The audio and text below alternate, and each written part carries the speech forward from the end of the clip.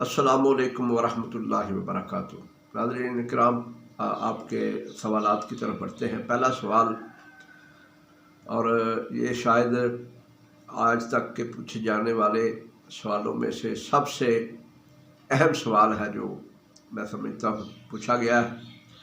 और ये पूछा भी मेरी एक अजीज़ा है, वो काफ़ी दूर हैं, तो उन्होंने पूछा है। ये जो मेरे उनको पता चला कि शायद मैंने मसलक तब्दील कर लिया है, तो मेरी ज़िंदगी जो है मुश्किलात का शिकार है।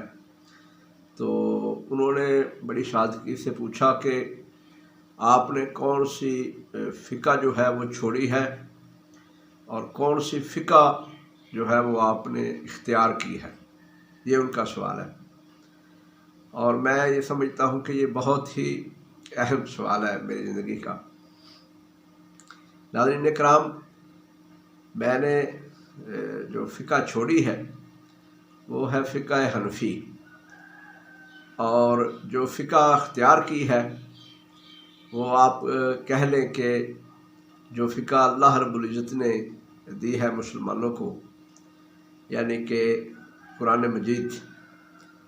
तो कुरान पाक को इख्तियार किया है।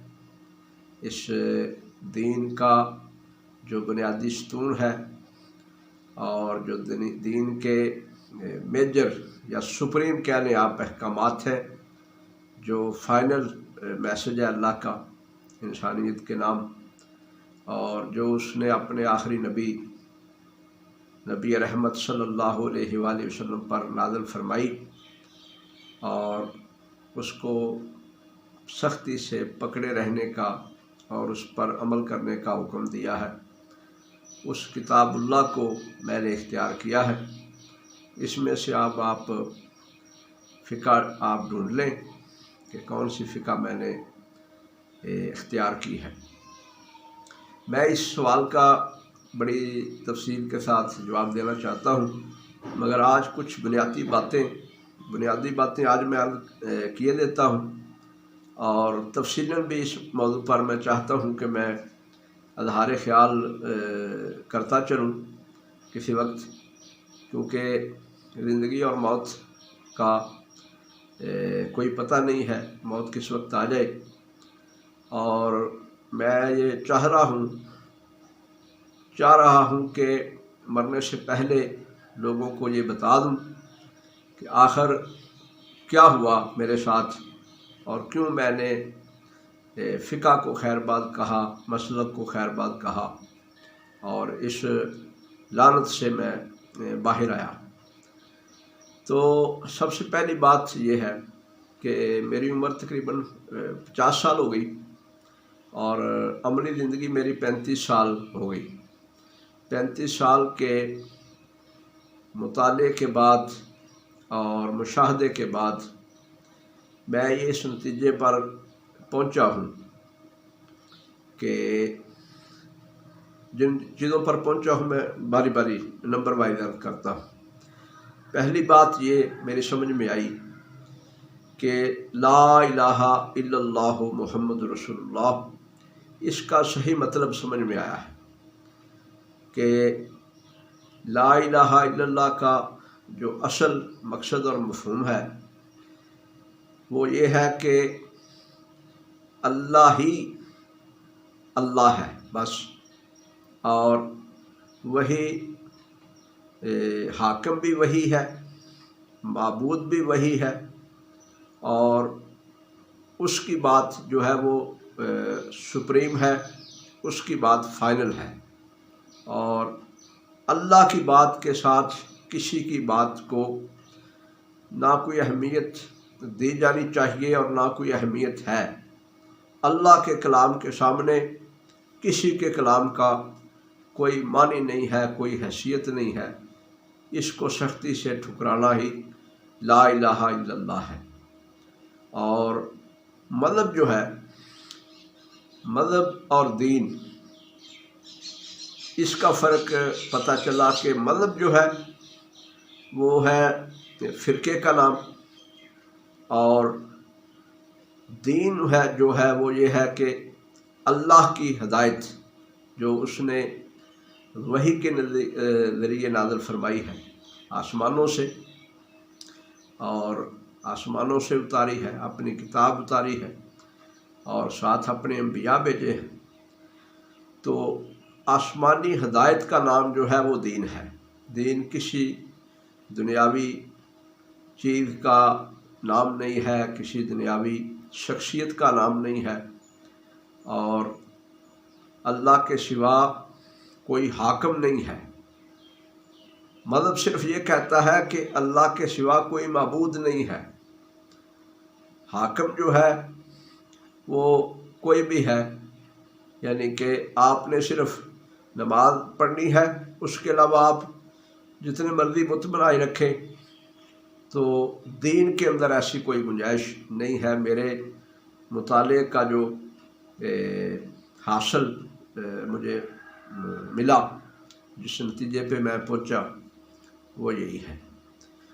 اور دوسری بات جس پر میں پہنچا فائنل نتیجے پر، کہ فرقہ واریت خواہ وہ کسی درجے میں ہو، وہ شرک ہے، اور اللہ کے احکامات کے ساتھ بغاوت ہے، اور اس کی بھی کوئی اسلام کے اندر اس کی کوئی گنجائش نہیں ہے۔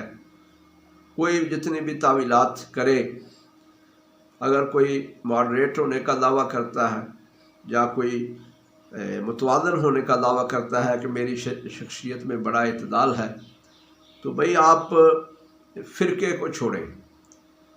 پھر جو شخص کسی فرقے کا پابند ہے اور کسی فرقے پر عمل کرتا ہے یا اس کے تابع ہے، بالکل وہ ابھی ایمان کی حلاوت تک وہ نہیں پہنچا۔ یہ میرے خیال میں فرقہ واریت جو ہے یہ بالکل باطل ہے، اور اللہ کے دین کے اندر فرقہ بندی کی کوئی گنجائش نہیں ہے۔ جتنے مسالک ہیں، میں کسی کو کافر نہیں کہتا، اور ہاں چلیں یہ نقطہ بھی ادھر ہی میں عرض کر دوں کہ تعویلات کی وجہ سے خواہ وہ کتنے ہی کوئی باطل تعویلات کر دے کسی چیز کی، مگر وہ کلمہ گو ہو اور اخلاص کے ساتھ یہ سمجھتا ہو، کسی چیز کو دوسرے زاویے سے دیکھتا ہو، اور اس میں اس کی بدنیتی شامل نہیں ہے، جیسا کہ مرزا قادیانی کی اپنے بارے میں نبوت کے دعوے کے لیے تھی، تو وہ مسلمان ہے، وہ کوئی بھی ہو، کوئی فرقہ بھی ہو۔ اور یہ بات بھی اپنی جگہ ٹھیک ہے کہ فرقہ بندی شرک بھی ہے، مگر اس شرک کی بنیاد پر، یہ جو شرک خفی ہے اس کو کہیں گے، کیونکہ بہت سارے لوگ جو ہیں ان کو ایجوکیٹ نہیں کیا گیا، ان تک دین کی اصل تعلیمات نہیں پہنچی، کیونکہ ہمارے معاشرے میں فرقہ پرستوں نے جکڑا ہوا ہے معاشرے کو، اور لوگوں کے ذہنوں پر، لوگوں کے اعصاب پر یہ سوار ہے، بری طرح سوار ہے، اور کوئی بندہ اس لعنت سے ہٹ کر نہ تو وہ سوچ سکتا ہے اور نہ غور و فکر آزادانہ کر سکتا ہے۔ اگر کوئی کرے گا تو پھر اس کو میرے جیسے حالات کا سامنا کرنا پڑ سکتا ہے، جو کہ ہر بندے کے بس کی بات نہیں ہے۔ اس لیے باطل تعویلات کی یہ رعایت ہے کہ اگر اس کی نیت خالص ہے، مگر وہ کوئی دوسری تعویل کرتا ہے کسی مسئلے کی، مگر وہ کلمہ گو شخص ہے، تو اس کو کافر میں نہیں کہوں گا، اور اگر وہ کھلا ہوا شرک یا کفر نہ کرے، جو صریحاً کفر ہو واضح۔ تو یہ تیسری بات جو ہے یہ مجھے سمجھ میں آئی، اور چوتھی بات یہ سمجھ میں آئی کہ مطالعہ، یعنی آپ کو ہر مذہب کا اور ہر فقہ کا، ہر आप मकतबा फ़िक्र का कह लें, वो आपको करना चाहिए। जब तक आप कंपैरेटिव स्टडी नहीं करेंगे और चीज़ों को तकाबली जायज़ा नहीं लेंगे, चीज़ों का तकाबल पे रख कर नहीं देखेंगे, तब तक आपको बात जो है वो समझ नहीं आएगी। और इसके अंदर और बहुत सारी ज़मीनी बातें भी हैं, वीडियो लंबी हो जाएगी, तो मैं सारी इंशाअल्लाह ताला तफसील के साथ इसको अर्ज़ करना चाहूँगा, क्योंकि मुझे जिन हालात का सामना रहा है पिछले 4 साल में और मौजूदा जो हालात हैं, मैं समझता हूँ कि मैं सारी जो अपनी फ़िक्र है और अपना ज़ाविया नज़र है वो बयान कर दूँ, ताकि मेरे मरने के बाद ये कुछ लोग जो मख्फी जिनके लिए रह जाएगा कि क्या हुआ था मेरे साथ। तो मेरे साथ ये हुआ था कि मैंने फ़िरका परस्ती को एक लानत समझते हुए छोड़ दिया और अल्लाह की बात को मैं सुप्रीम समझता हूँ। अच्छा, इसमें से आखिरी जो बात मैं करने वाला हूँ, ये भी कोई मतलब ना निकाले कि मैं कोई जो अहले कुरान भी एक फ़िरका है और कुछ लोग चले आ रहे हैं कि जो सिर्फ़ कुरान को मानते हैं, हदीस को नहीं मानते। ऐसी भी कोई बात नहीं। किताबुल्लाह और हदीस रसूल सल्लल्लाहु अलैहि वसल्लम, क्योंकि कुरान पाक 2 चीज़ों का हुक्म देता है, अतीउल्लाह व अतीउर रसूल। तो अल्लाह की अतात भी और रसूलुल्लाह सल्लल्लाहु अलैहि वसल्लम की अतात भी, तो ये चीज़ है। तो इसलिए इस गलतफहमी में आप ना जाएं। बाकी अपनी दीगर जो सवालात हैं उनकी तरफ बढ़ते हैं, मगर इस सवाल को मैं फिर चाहूँगा किसी वक्त मैं तफसील के साथ जो है वो बयान करना चाहूँगा। बहुत सारी ऐसी